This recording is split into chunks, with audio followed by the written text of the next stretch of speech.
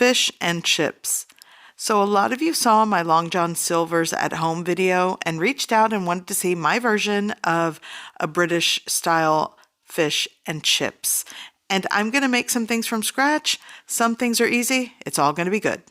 Okay, tartar sauce. You'll want to start with some mayonnaise, maybe like a cup to a cup and a half. I'm going to chop up some cornichons, a scallion, fresh dill, and then salt, pepper to taste. Okay, mayo, eyeball it.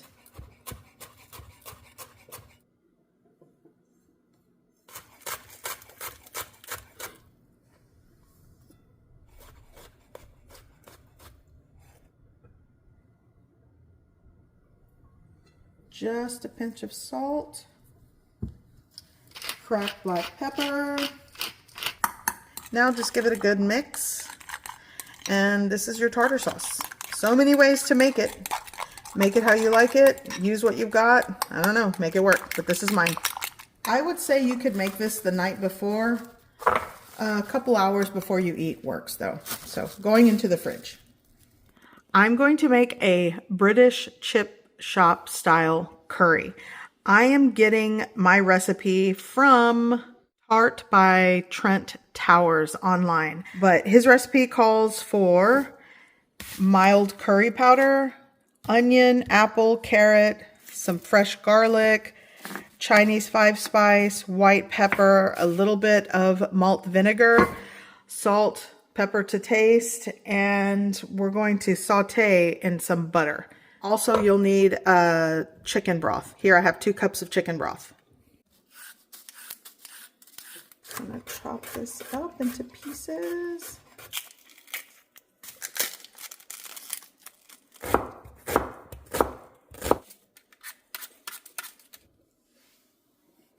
Okay, in a pot, I'm adding butter. You're going to need about 1.5 tablespoons to 2 tablespoons. Melt that down. I'm going to start by sauteing the chopped onion first. Butter melted, onions going in. And you're going to saute these. I'm going to add a pinch of salt to help sweat those out. And give this a head start. I'm going to saute for like 3 to 5 minutes over a medium heat. Okay, now I'm going to go in with a carrot. Actually, I'm going to go in with the apple too. Another pinch of salt right on top. And then just continue to saute. You want everything to just saute. The onions may get a little browning. Now for the garlic. And continue to saute. Okay, for the dry spices, this is the Chinese 5-spice.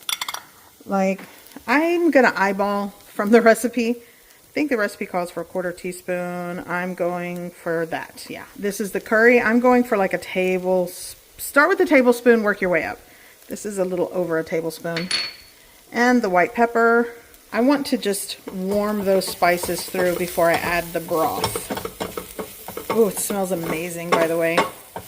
Okay, for the chicken broth, I just had warm water with 1.5 teaspoons of chicken bouillon powder.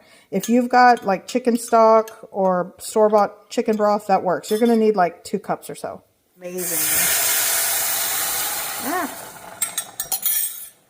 Okay, so we're going to let this... So you'll probably want to let this simmer like this for about 5 minutes, gently or at a rapid simmer. So the apple releases pectin, and that'll help thicken when you go to blend everything up. So once you blend it up and you find it too thin, you can add a cornstarch slurry to thicken it up. Okay, I think this is where I want it to be. So I'm going to shut off the heat. I'm going to use my immersion blender. There we go. So this, I think, is thick enough. I'm not going to need to add any cornstarch slurry. So the recipe called for a dash of malt vinegar. I found that it didn't need it. It could be because maybe the apple that I used sort of had like brightness to it. But if you want to add after tasting it, that's what the recipe calls for. But I left it out. Okay, here I have pieces of codfish. I'm going to be honest. If I weren't filming this, I'd probably use catfish because it's what I like. It's a little bit cheaper. Well, maybe it's a lot cheaper. And I just like catfish, but use what you've got, in other words, but this is cod. About 1.5 pounds. I cut it into manageable pieces. What I'm going to do now is just salt. You'll want to do this on both sides and add a little bit of pepper. Let's add pepper. Salt. Okay, so this, you probably want to dredge this like in a bowl, but I am going to add flour. This is the same flour I'm going to be using to make the batter, and just give it a light coating of flour. There's probably way better, chefier ways to do this, but that's what I'm doing today. Okay, for the fries, I'm just going with steak cut fries, and I'm putting these in the oven. You can fry these on the stovetop. I'm going easy today. This is what I'm using. I'm gonna do these at 375.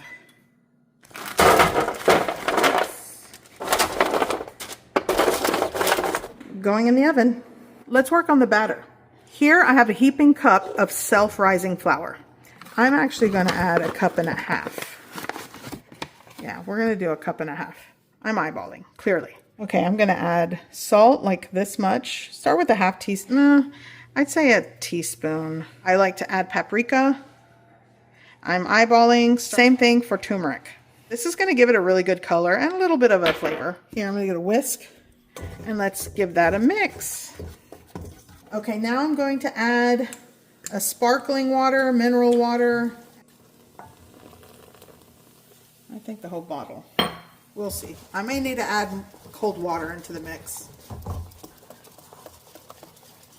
So this was a 12-point fluid ounce bottle of sparkling water, 370 milliliters. So that worked for what I used. Okay, oil is preheated. I'd say around 350 degrees Fahrenheit. The wooden spoon has bubbles around it. It's ready.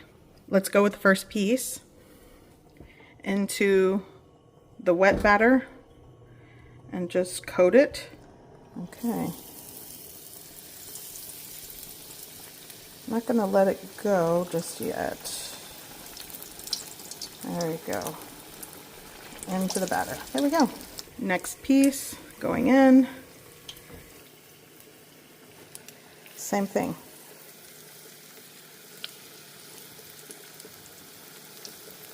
Careful. And then let that fry. It's going to take a couple of minutes. These pieces are thick, so I don't know, 4, 5, 6 minutes. I saw someone do this. They took a little bit of this wet batter and just kind of put it on the exterior of the fish. There.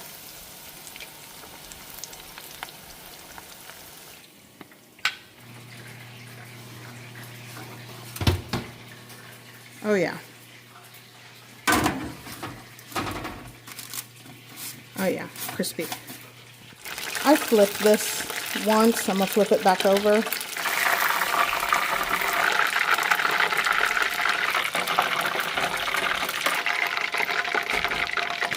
Mushy peas.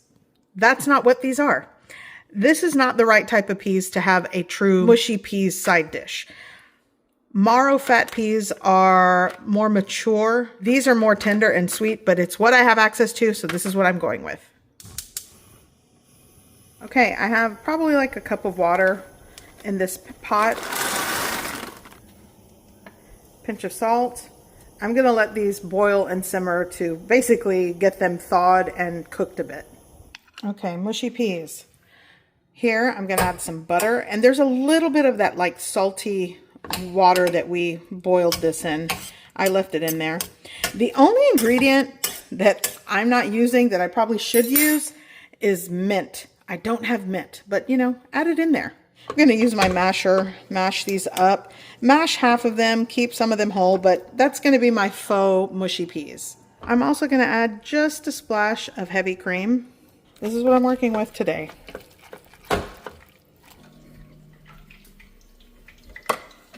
We've got our fish. Again, hot. I'm grabbing it with my hands. Right there.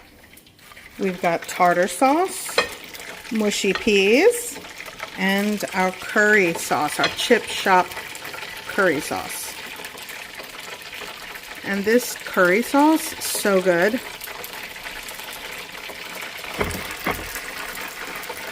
And let's look at the fish. It's hot. Oh, the crust. Cooked perfect. So good. Just do that.